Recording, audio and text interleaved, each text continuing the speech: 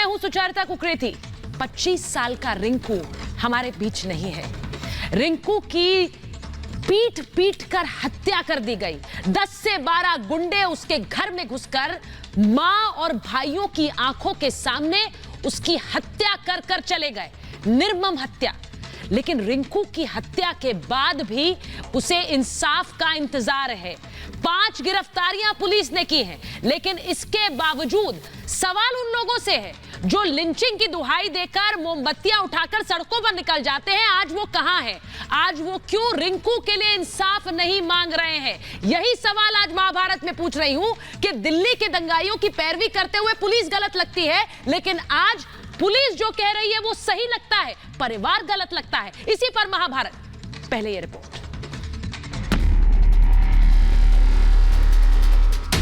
रिंकू का मर्डर साजिश या रंजिश? जय श्री राम की वजह से मेरे बच्चा लिया इन्होंने। दंगाइयों पर शोर, रिंकू के मर्डर पर मौन। भैया को बाद में इन्होंने बाहर निकाल के चाकू मार दिया। सन्नाटे में सेक्युलर गैंग, कब बोलेगा अवार्ड वापसी गैंग? दंगाइयों के घर सियासी पर्यटन, रिंकू की मौत पर चुप्पी। रिंकू को इंसाफ दो, हत्यारों को फांसी दो। घर में हर तरफ पसरा मातम, हर किसी के चेहरे पर खामोशी है।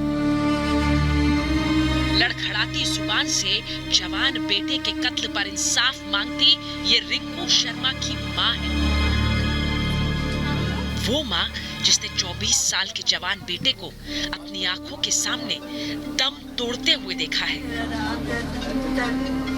रिंकू आखिरी दम तक जिंदगी से जंग लड़ता रहा, लेकिन मां बेबस थी और अपने लाल को नहीं बचा पाई।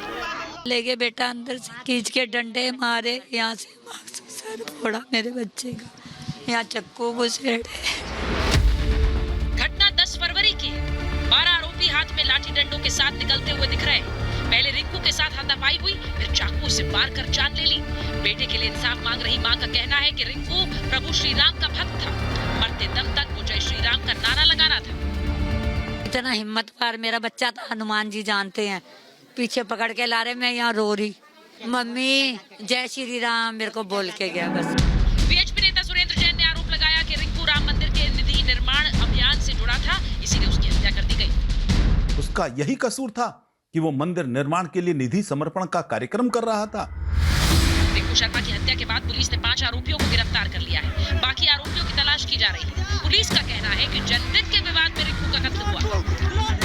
बर्थडे पार्टी के दौरान कुछ लड़कों के बीच में आपस में लड़ाई झगड़ा हुआ और उस लड़ाई झगड़े के दौरान कुछ लड़कों ने एक जो रिंकू नाम का लड़का है उसको चाकू मार दिया था। वहीं जिस रेस्टोरेंट में बर्थडे पार्टी हुई उसके मालिक के मुताबिक रेस्टोरेंट में कोई झगड़ा नहीं हुआ। कुछ ने अपना नॉर्मल खाना खाया, चले गए, बिल दिया अपना, यहाँ कोई लड़ाई झगड़ा वाली कोई बात नहीं। रिंकू की हत्या साजिश है या रंजिश, ये जांच का विषय है। रिंकू के परिवार ने पुलिस से सुरक्षा की मांग की। देश के अंदर एक ऐसे लोग काम कर रहे हैं जो कहीं न कहीं देश विरोधी गतिविधियों से संलग्न है। लेकिन सवाल उन सियासतदानों के लिए है जो दिल्ली के दंगाइयों पर पुलिस की कार्रवाई पर सवाल उठाते हैं और रिंकू मर्डर केस में पुलिस की दलील को सही बताते हैं। सवाल उन लोगों से जो सियासत चमकाने और दंगाइयों पर मरहम लगाने के लिए दिल्ली से 240 किलोमीटर दूर रामपुर तो पहुंच जाते हैं, लेकिन रिंकू के मर्डर पर मौन रहते हैं। सवाल मोमबत्ती गैंग, सेक्युलर गैंग और उस अवार्ड वापसी गैंग से भी है जो बात बात पर लिंचिंग चिल्लाते हैं, लेकिन रिंकू के कत्ल पर चुप है। Bureau report, Republic Bharat. आज महाभारत में मैं सवाल पूछ रही हूं कि रिंकू शर्मा का मर्डर साजिश या रंजिश? सवाल पूछ रही हूं कि लिंचिंग चिल्लाने वाले मर्डर पर आखिर चुप क्यों है? सवाल आज महाभारत में यह कि दंगाइयों पर हल्ला, रिंकू के मर्डर पर चुप्पी। सवाल आज ये पूछ रही हूं कि सन्नाटे में है सेक्युलर गैंग, वो मोमबत्ती जलाने वाला गैंग कहां गया, कब बोलेगा अवार्ड वापसी गैंग? और सवाल ये कि दंगाइयों के घर पर सियासी पर्यटन, रिंकू की मौत पर चुप्पी। इन सभी सवालों पर आज महाभारत करूंगी, लेकिन रिपब्लिक भारत के इस कार्यक्रम पे वीडियो बनाकर आप अपनी राय दे सकते हैं और फॉलो करें रिपब्लिक भारत को मित्रों ऐप पर। मित्रों ऐप पर रिपब्लिक भारत के फॉलोअर्स के लिए हम रोज लेकर आ रहे हैं एक सवाल, और आज का हमारा सवाल यह है कि लगातार लिंचिंग का मुद्दा उठाने वाले रिंकू की हत्या पर आज चुप हैं। क्या कहेंगे आप? अपनी राय वीडियो बनाकर हमें मित्रों ऐप पर शेयर करें। कुछ चुनिंदा वीडियोस को हम रात 9 बजे के कार्यक्रम में दिखाएंगे। मेरे साथ महाभारत में जो मेहमान है उनका परिचय आपसे कराऊं उससे पहले मैं सीधे चल रही हूं। रिंकू के भाई मन्नू इस वक्त हमारे साथ जुड़ रहे हैं। मन्नू, मुझे पता है कि ये इस वक्त बहुत मुश्किल का समय है आपके लिए, आपके परिवार के लिए। आपने अपने भाई को खोया है, इसीलिए सबसे पहले तो परिवार के इस मुश्किल समय में हम परिवार के साथ खड़े हैं। मन्नू, मैं आपसे पूछ रही हूं, कल रात को क्या हुआ, आपने क्या देखा, हमें जरा बताइए।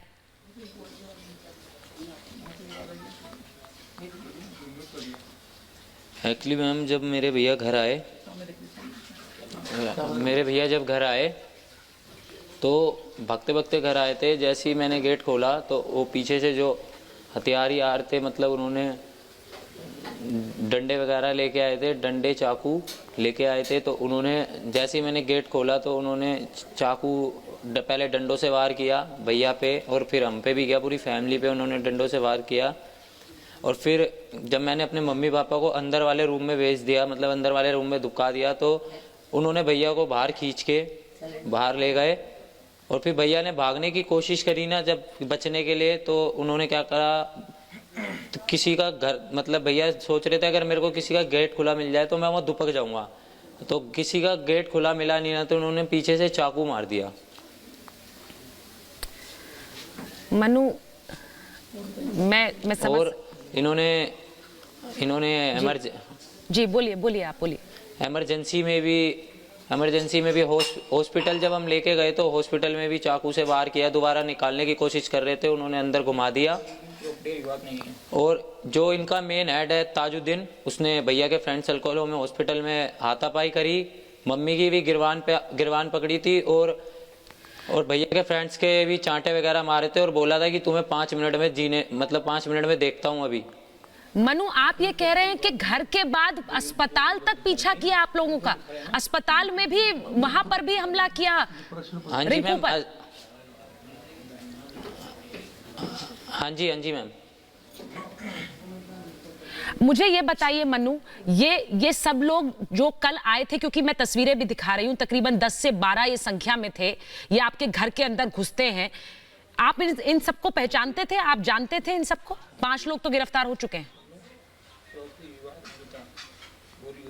मैम, ये हमारे आसपास ही रहते हैं, वैसे इनसा कोई संबंध नहीं था हमारा, लेकिन ये हमारे आसपास में ही रहते हैं। आपके आसपास में रहते हैं। मुझे ये बताइए, पुलिस कह रही है कि एक रेस्टोरेंट में झगड़ा हुआ मन्नू, और उस वजह से आपके भाई की हत्या कर दी गई। नो मैम, नहीं मैम, जब ये पार्टी में वो ही नहीं थे इनवाइट, तो पार्टी में झगड़ा कहाँ से होगा? मतलब जो कातिल, जिन लोगों ने मारा, वो पार्टी में नहीं थे? बर्थडे पार्टी को तो बस एक वो बनाया। No ma'am, no. मैं आपसे इसलिए पूछ रही हूं क्योंकि पुलिस ये कह रही है कि यही हुआ, झगड़ा हुआ एक पार्टी में और उसके बाद रिंकू को मार दिया। पुलिस ने तो ये झूठी अफवाह फैलाई है कि क्या कहते हैं, रिंकू शर्मा पार्टी में थे और इनों की पार्टी में लड़ाई हुई थी। ऐसा कुछ नहीं हुआ। जो हमारी लड़ाई इनसे हुई है वो राम मंदिर के चक्कर में हुई है। ये हमारे विरोध करते थे उसका। क्या विरोध करते थे? कि हमने जैसे 5 अगस्त को एक राम यात्रा निकाली थी जी, तो उसमें भैया भी थे हमारे, पूरा संगठन था हमारा, जैसे कि तो, और हम प्रति मंगलवार एक हनुमान चालीसा भी करते हैं, हनुमान चालीसा का पाठ करते हैं। अच्छा। और हमने अभी एक जो राम मंदिर की निधि संपन्न कार्य भी चला रखा है, जिसमें हम चंदा इकट्ठा कर रहे हैं राम मंदिर के लिए जी। जो हमारा संगठन विश्व हिंदू परिषद से हो रहा है, तो हमने तो ये बस उसका विरोध करते थे। तो कल रात ऐसा क्या हुआ मन्नू, मैं आपसे पूछ रही हूं क्योंकि आपकी बात पूरा देश सुन रहा है इस वक्त, आपकी बात पूरा देश सुन रहा है। क्या हुआ ऐसा कि नौबत यहां तक आ गई? मैम, ये अपराधी बस यही पहले भी धमकियां देते थे कि हम तेरे भाई को छोड़ेंगे नहीं, भाई को भी बोलते थे मार देंगे जान से, और कल ये मारने के लिए आए थे, पूरी फैमिली को ही मारने के लिए आए थे। इन्होंने पूरा हमला तो किया था, ये सब पे डंडे वगैरह बरसाए थे, लेकिन फिर बाद में इन्होंने भैया पे चाकू मार दिया। मनु, मैं आपसे ये इसलिए पूछ रही हूँ क्योंकि पुलिस कह रही है कि पार्टी में हुआ। आप लोग जानते हैं कि ये किस तरह से, आपने कहा कि राम मंदिर के लिए चंदा इकट्ठा कर रहे थे। ये सब लोग, मुझे बताया गया कि इनमें से एक की पत्नी को तो खून दिया आपके भाई ने जब जरूरत थी, ये सच है? हाँ जी मैम, मेरे भाई ने जो इस्लामुद्दीन की वाइफ है ना जी जी, उनको जब उनकी प्रेगनेंसी के टाइम उनको ब्लड की जरूरत थी तो रिंकू, मेरे बड़े भाई ने उनको खून दिया था। और उसके बाद ये, और अभी कोरोना काल में कुछ इन्हीं के भाई को, कोरोना काल में भी इनके जी जो जी, सकरुद्दीन है इनके घर में, इन्हीं के बड़े भाई, उनको भी एडमिट कराया था रिंकू भैया ने। आपकी माँ की हालत कैसी है अभी मन्नू? मैं सुबह से उनकी बात सुन रही थी। मैम उनकी तो मैम बहुत बेकार है उनकी हालत तो इस टाइम, बोला नहीं जा रहा उनसे कुछ। मैं समझ सकती हूँ, इस वक्त बहुत मुश्किल समय है आपके परिवार के लिए, लेकिन मैं चाहती हूँ कि आप अपने भाई के लिए क्या चाहते हैं? अभी पुलिस प्रशासन सरकार सब सुन रही है आपको, पूरा देश सुन रहा है। अपने भाई के लिए क्या चाहते हैं आप? मैम मैं तो बस मैम यही चाहता हूँ कि इन अपराधियों को फांसी की सजा दी जाए और वो भी जल्द से जल्द। जी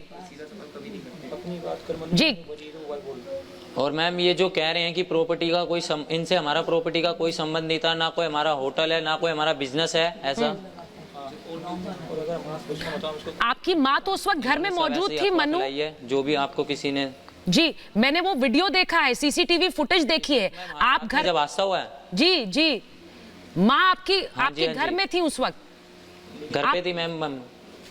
आप लोग हाँ जी मैम। और ये सब लोग कितनी संख्या में आए थे? क्योंकि मैं 10-12 लोग देख पा रही हूँ। हाँ मैम इतने ही थे, 15-16 लोग थे कम से कम इनके। और ये घर आकर, आप मुझे ये बताइए कि वहां पर इतने दिन से चल रहा था, आप लोगों ने तो अब सुरक्षा की मांग की है, चिट्ठी लिखी है मनु, आपको डर है? हाँ जी मैम, हमने हाँ जी चिट्ठी लिखी है। जी, आपने क्या लिखा है चिट्ठी में? सुरक्षा क्यों मांगी है मनु? क्योंकि मैम हमें इनसे अभी भी डर है, कल को ये हमें इनसे डर है जी। हमारे घर वाले, मम्मी पापा, हम 2 भाई हमारे ऊपर कुछ कर ना दें। जी बिल्कुल सही, आप सही कह रहे हैं। आपको सरकार की तरफ से, पुलिस की तरफ से किसी ने आकर कोई बात रखी है आपसे? पुलिस वालों ने कोई बात करी है अभी? हाँ जी मैम, पुलिस तो कोऑपरेट कर रही है, सिक्योरिटी दे रखी है उन्होंने। नहीं, ये अच्छी बात है, लेकिन मैं सिर्फ ये कह रही हूँ, माँ आपकी कह रही है कि आखिरी समय में भी वो भगवान को याद कर रहा था रिंकू। हाँ जी मैम, जब उनको चाकू लगा हुआ था तो वो मम्मी को एक बात बोल के गए थे, मम्मी यहाँ पे रो रही थी तो मम्मी को बोल रहा था कि जय श्री राम, जय श्री राम।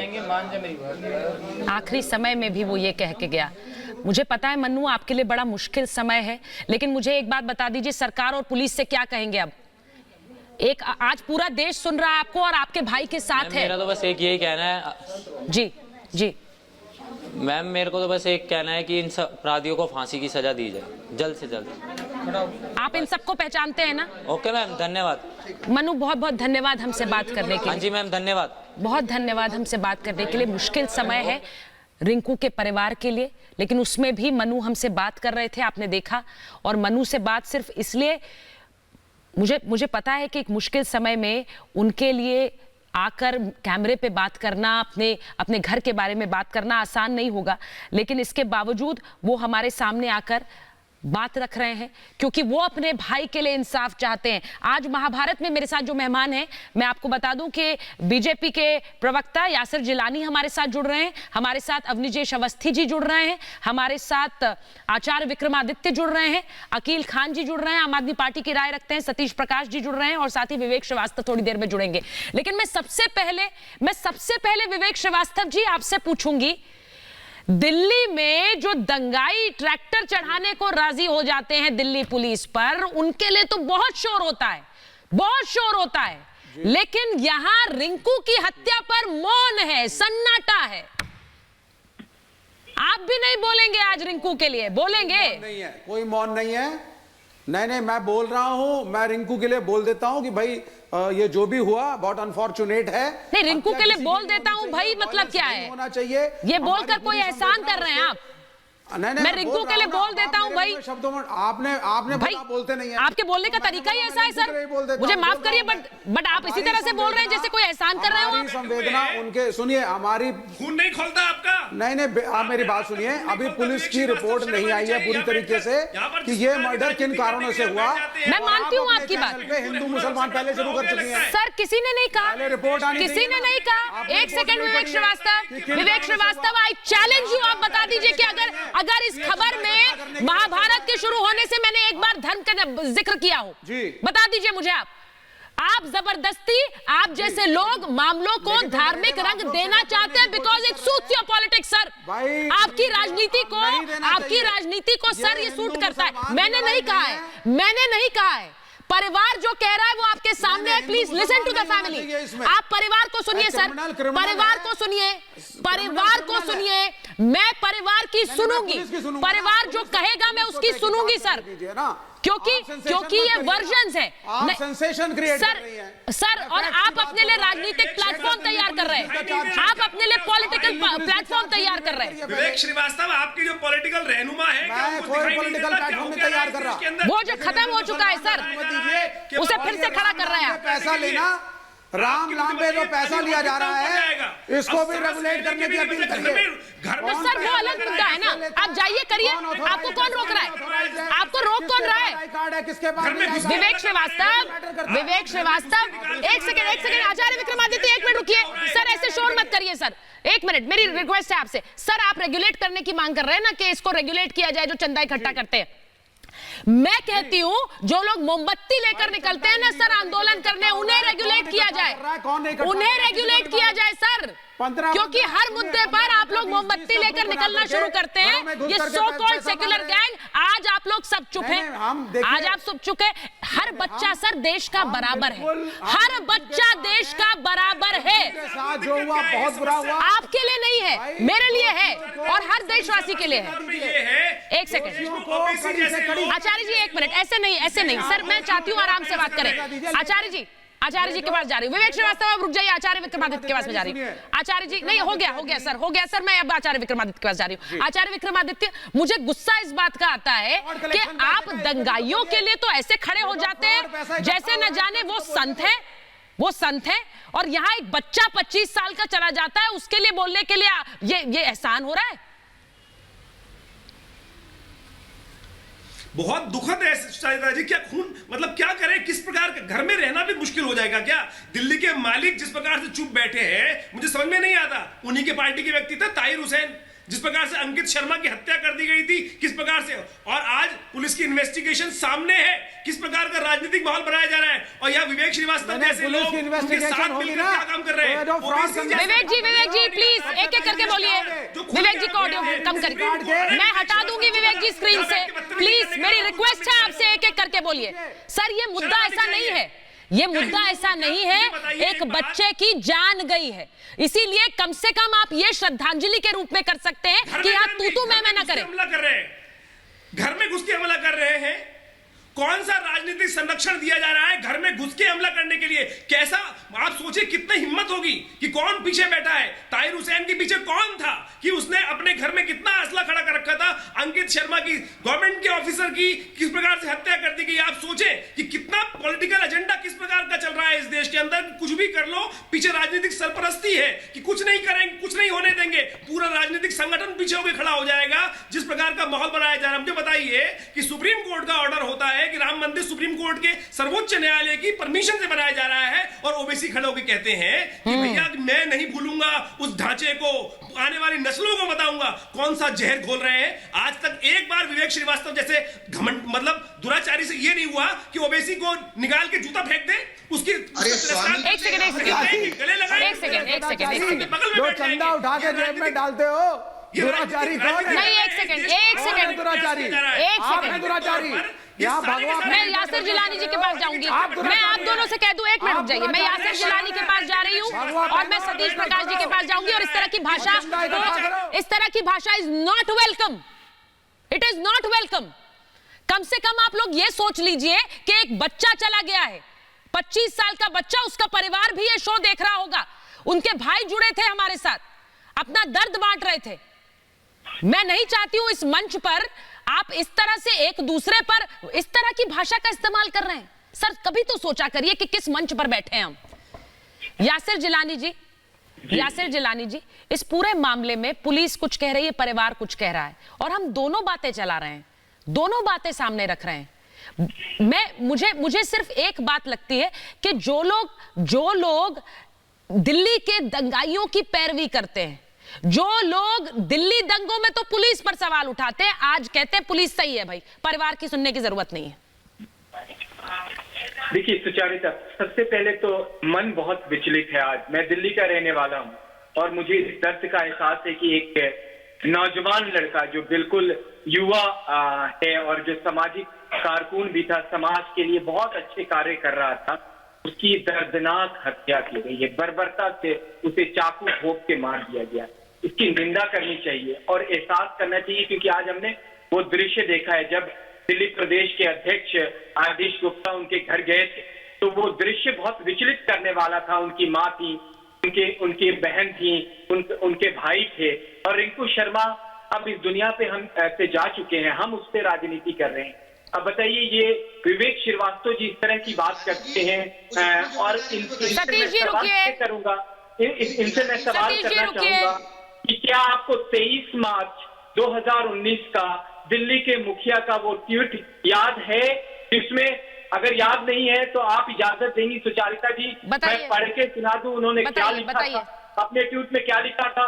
उन्होंने लिखा था, ये वीडियो देखिए, हमारे कौन से ग्रंथ में लिखा है, एक विशेष समुदाय को मारो, गीता में, रामायण में, हनुमान चालीसा में, क्वेश्चन मार्क। ये अरविंद केजरीवाल दिल्ली के मुखिया अभी तक शांत है, मैं उनका ट्वीट पढ़ रहा हूँ। ये लोग हिंदू नहीं है।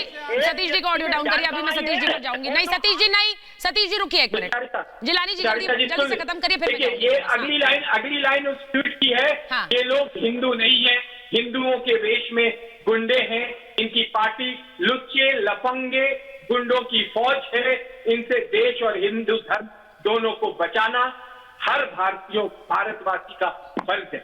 ये तुष्टीकरण की पराकाष्ठा है।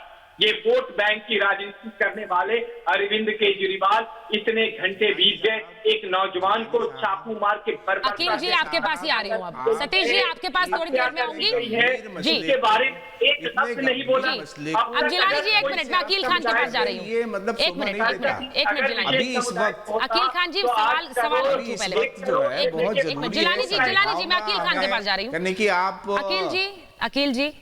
अकील जी मैं इस पर इस तराजू में नहीं तोलूंगी कि आपके नेता वहां गए या नहीं गए, मैं उस पर जरूर तोलूंगी कि आपने कार्रवाई क्या की।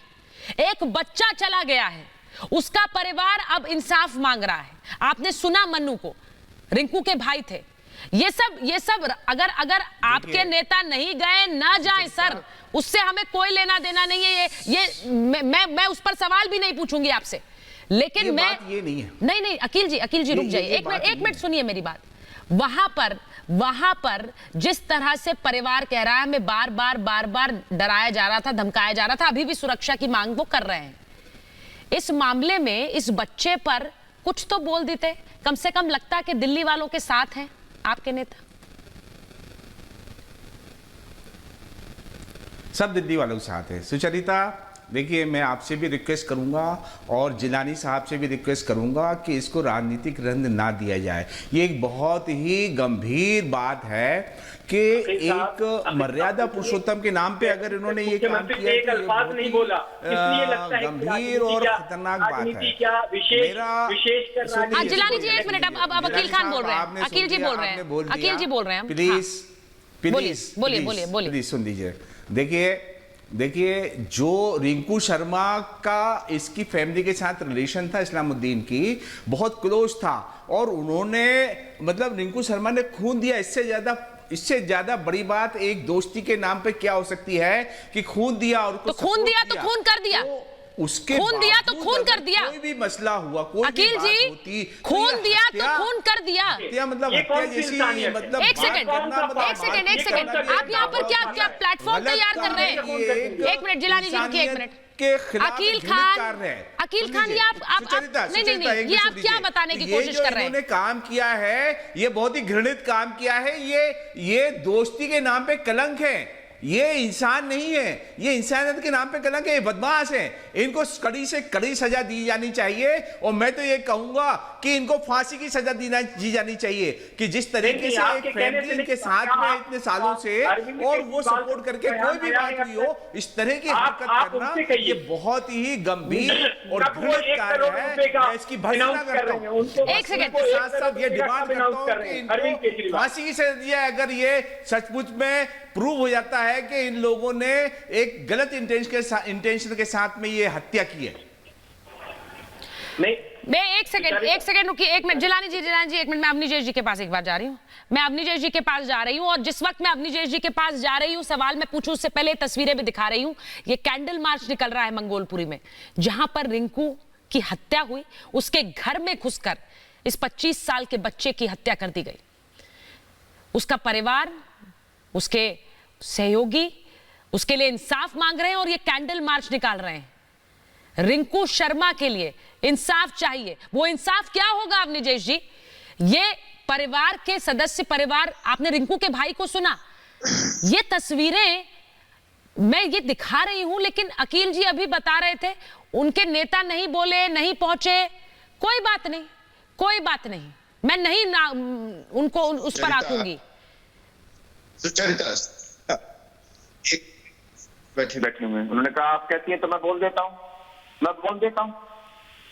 मतलब आपने कहा तो इसलिए बोल देता हूं टीवी चैनल पर। ये तो इनकी मानवता है, संवेदनशीलता है। एक महत्वपूर्ण बात सुचरिता बड़ी साफ आपने भी कही, दिल्ली दंगों में जो पुलिस की FIR थी उस पर तो ये उंगली उठा रहे थे।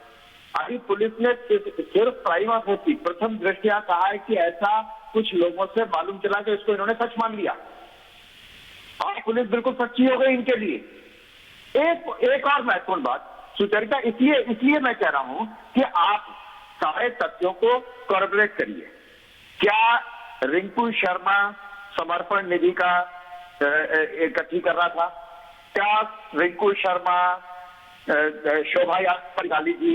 क्या रिंकू शर्मा जय श्री राम के नारे लगाता था? एक बात, अगर ये आपसी झगड़ा था तो एक ही समुदाय के लोग क्यों आए वहां पर? तो अगर दोस्तों अलग अलग समुदाय के भी हो सकते हैं। और जिसके परिवार को खून दिया हो वो इस हद तक आपसी बहस हो जाए, झगड़ा फसाद हो जाए, इस हद तक हो जाए कि उनको चाकुओं से घोट के मारा जाए और अस्पताल तक में जाके मारा जाए ताकि गवाही वो अपना स्टेटमेंट ना दे सके। इसमें भी कहीं कोई किसी को शक है क्या? वो उपराष्ट्रपति जी जिनको भूतपूर्व जो कहते थे कि मुझे डर लगता है, कहाँ है? आए तो सामने आमिर खान, नसीरुद्दीन शाह, कहाँ है वो? कहाँ है?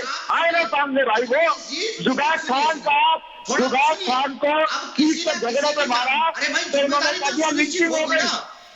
इनका परिवार अगर 3 महीने से 107 लोगों की लिस्ट है, 107 लोगों की लिस्ट है मुझे मेरे पास। उन्होंने लिख करके दिया। सतीश जी एक मिनट रुकिए, मैं आऊंगी आपके पास, वरना मैं समय नहीं दे पाऊंगी सर आपको। ऐसे आप दूसरों के सामने बोलेंगे। आपकी एक घटिया राजनीति, ये देश ऐसे नहीं अलाउ कर चुका है आपकी एक घटिया राजनीति। सर, मैं ऐसे अलाउ नहीं करूंगी। चैनल पे आकर के बोल रहे हैं ना, उसकी वजह से आपकी राजनीति से घृणा करने लगी है देश की जनता कि ऐसे भी लोग हैं।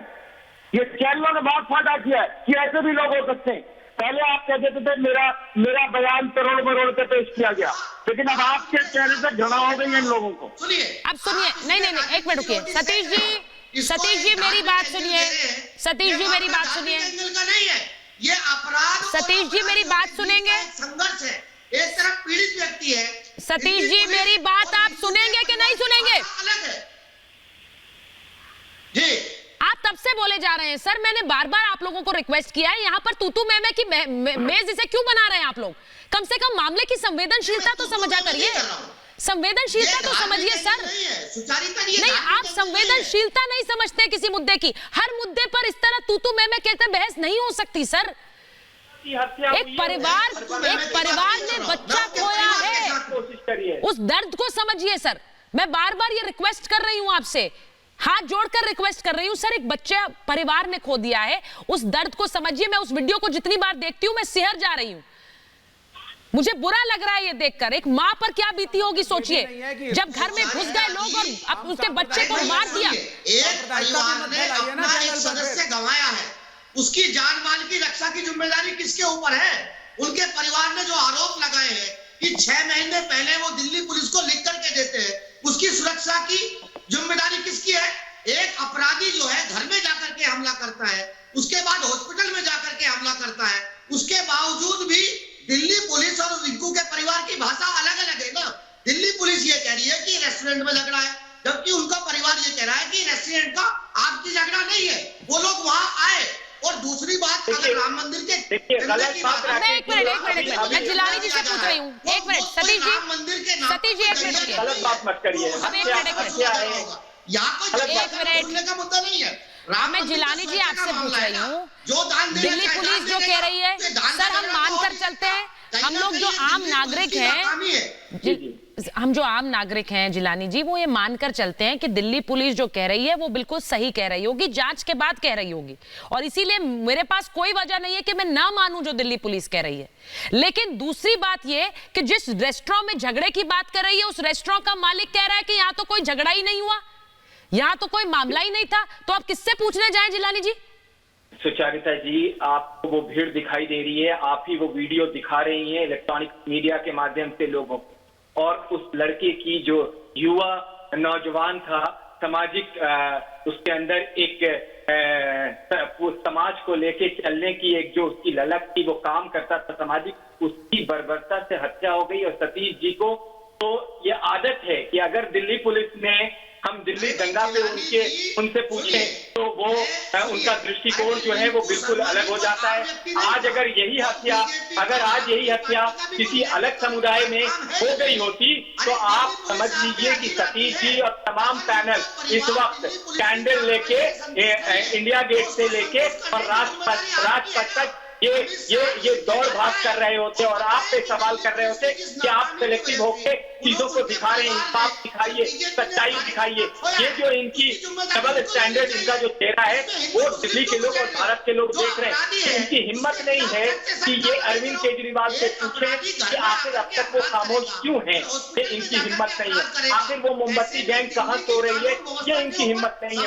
अब सुनिए सेकुलर गैंग जो है जो मौन आचार्य जी के पास जा रही है, आचार्य जी के पास जा रही मत कीजिए। अरविंद केजरीवाल एक मिनट, सारे एक साथ मत लीजिए, ऐसे ऑडियो प्रधानमंत्री नरेंद्र मोदी क्या कर रहे हैं और हमारे अमित शाह जी क्या कर रहे हैं? एक मिनट अखिल जी एक मिनट, मैं आचार्य विक्रमादित्य के पास जा रही हूँ। आचार्य जी, मैं आपका गुस्सा समझ सकती हूँ सर, और आपको तो इतने लोग, आपकी तो इतनी बात लोग मानते हैं, आपको फॉलो करते हैं। मुझे इस बच्चे के लिए सतीश जी सवाल आपसे नहीं है, सतीश जी सवाल आपसे नहीं है, मैं आ रही हूं आपके पास। सर मैं कितनी बार ये बात बोलूं, आप लोग क्यों अपनी एक खराब तस्वीर लोगों को दिखाना चाहते हैं कि हम ऐसे ही हैं, हम ऐसे ही लड़ते रहेंगे चाहे कोई भी मुद्दा हो? सुचरिता आचार्य जी, मैं एक बात कहना चाहूंगा। आचार्य जी मुझे ये बताइए कि दिल्ली दंगों के मामले में दिल्ली पुलिस गलत थी, दिल्ली पुलिस पर सवाल उठा रहे थे। नहीं, मैं अभी आचार्य विक्रमादित्य से पूछ रही हूं, मैं और किसी से नहीं पूछ रही हूं। एक मिनट रुक जाइए सर प्लीज, ऐसे नहीं होता है। आचार्य विक्रमादित्य, दिल्ली दंगों के मामले में आप दिल्ली पुलिस पर सवाल उठा देते हैं, आप सवाल उठा देते हैं और दंगाई को सही ठहरा रहे हैं, जो ट्रैक्टर चढ़ा रहा है वो सही है लेकिन दिल्ली पुलिस गलत है। लेकिन इस मामले में दिल्ली पुलिस बिल्कुल सही है लेकिन परिवार गलत बोल रहा है। परिवार की बात कैसे मान सकते हैं? दिल्ली पुलिस जो वहां थे, जिनके साथ घटना घटी, जिनके घर में घुस के घटना घटी, जो वो बोल रहे हैं उनकी बात नहीं मानी जा रही है। ये क्या राजनीति तो है?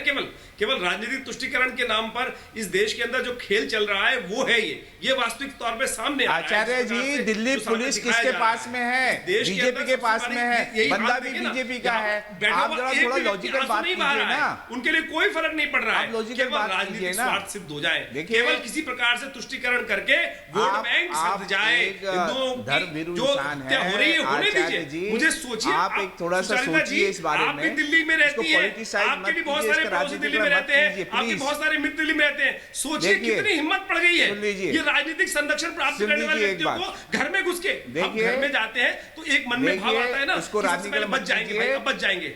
घर में मर्यादा पुरुषोत्तम घर में घुस के मारा है, माँ को मारा है, मर्यादा पुरुषोत्तम राम के नाम पर गंदी राजनीति मत कीजिए, राजनीति तौर पे डिवाइड मत करिए देश को।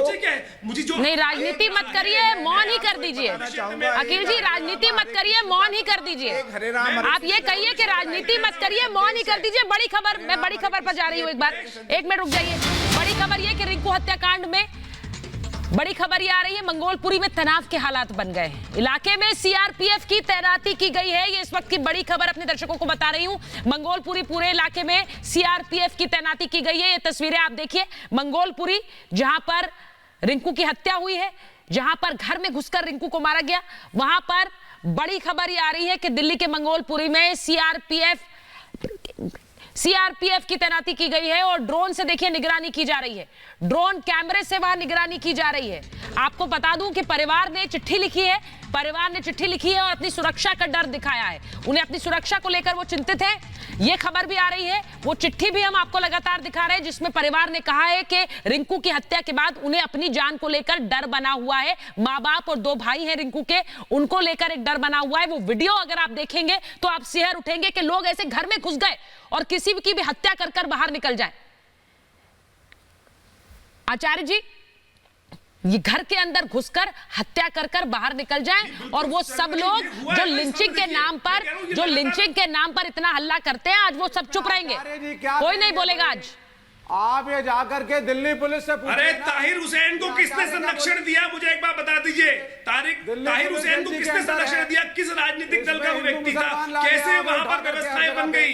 कैसे अंकित शर्मा की हत्या कर दी गई? हम कैसे भूल गए? लगातार एक के बाद एक में भी जिस प्रकार से यहाँ राजनीति नहीं की गई हो, उसको उदाहरण दे दीजिए। ये घटनाएं रुकेंगी नहीं साहब, जब तक तथाकथित तौर पे लगातार जो डिसीजन पास नहीं होंगे, ये राजनीतिक तुष्टिकरण जब तक बंद नहीं होगा, राजनीतिक संरक्षण देना बंद नहीं किया जाएगा। यहाँ पार्टियां लगातार राजनीतिक संरक्षण दे रही है, क्यों? क्योंकि मेरा वोट बैंक खराब हो जाएगा। क्या हिंदुओं को जीने का अधिकार नहीं दिया जा रहा है बिल्कुल तथाकथित तौर पर? मुझे बताइए, एक के बाद एक लगातार जिस प्रकार से व्यवस्था बन रही है, ये निंदनीय है, ये निंदनीय है। अरे मैं कह रहा हूँ, मैं मुस्लिम बहुल क्षेत्र में रहता हूँ, रोज आश्रम में हमला होता है, रोज पत्थर मारे जाते हैं, लेकिन क्या राजनीति हो रही है? ये साफ राजनीतिक तौर पे संरक्षण देने की बात चल रही है। मुझे बताइए, एक बार बताइए, और कुछ मत कराइए, शांति का प्रतीक मत बनना। क्या भगवा पहन करके खूब लड़वाओ लोगों को, और चंदे एक सेकंड विवेक जी, खूब लोगों को लड़वा लो, हिंदू मुसलमान के दंगे कराओ। एक सेकंड सर, 1 मिनट रुक जाइए। विवेक श्रीवास्तव, शर्म करो। विवेक श्रीवास्तव जी, यहाँ बैठ की बात कर, लड़वाने की बात हो रही है। यहाँ मर गए आदमी, लड़वाने की बात कर रहे हो। यहाँ आदमी की हत्या हो गई, घर में घुस के हत्या हो गई। आपके तो घर के बहुत विवेक जी 1 मिनट, संविधान के हिसाब से चलो। एक सेकंड विवेक जी, भाई ये संविधान का पाठ क्यों आ जाता है बार बार? संविधान का पाठ क्यों पढ़ाने लगते हैं आप?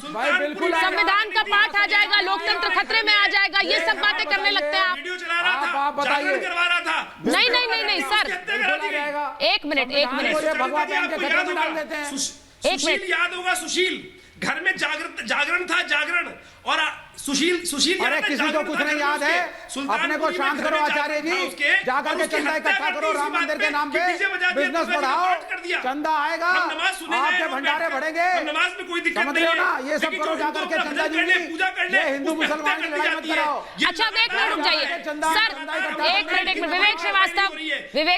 एक मिनट विवेक श्रीवास्तव, आपके लिए बहुत कन्वीनियंट होता है, आप जब भी बहस में आते हैं आप ये बोलने लग जाते हैं कि देखिए यहाँ तो किस तरह से ये धर्म के नाम पर झगड़ा हो रहा है, ये करा रहे हैं, आप आग लगा रहे हैं। सर, सब लोग आग लगाते हैं, सब झगड़े कराते हैं, आप शांति दूत हैं सर, आप शांति दूत हैं सर, आपको नमन कर रही हूं मैं। आप सिर्फ प्रेम और सौहार्द की बातें करते हैं, आप सिर्फ प्रेम और सौहार्द की बातें करते हैं, बाकी सब लोग झगड़े लगवाते हैं। लॉजिकल बात कर रहे हैं आप, उसकी बात एक मिनट सर, लॉजिकल की बात ये है, मैं विवेक श्रीवास्तव से इसलिए पूछ रही हूँ कि ये सर ये आज क्यों नहीं कहते कि अवार्ड वापसी होगी, ये आज क्यों नहीं कहते कि मैं कैंडल मार्च में जाऊंगा। ये वहां तो जाते हैं हर जगह जहां पे हंगामा करना होता है, जहां पर भड़काना होता है आंदोलन के नाम पर, वहां चले जाते हैं। यहाँ बच्चे की मौत हो गई है, यहाँ ये चुप रहते हैं, कहते चलिए मैं बोल देता हूँ, आप कह रही है तो।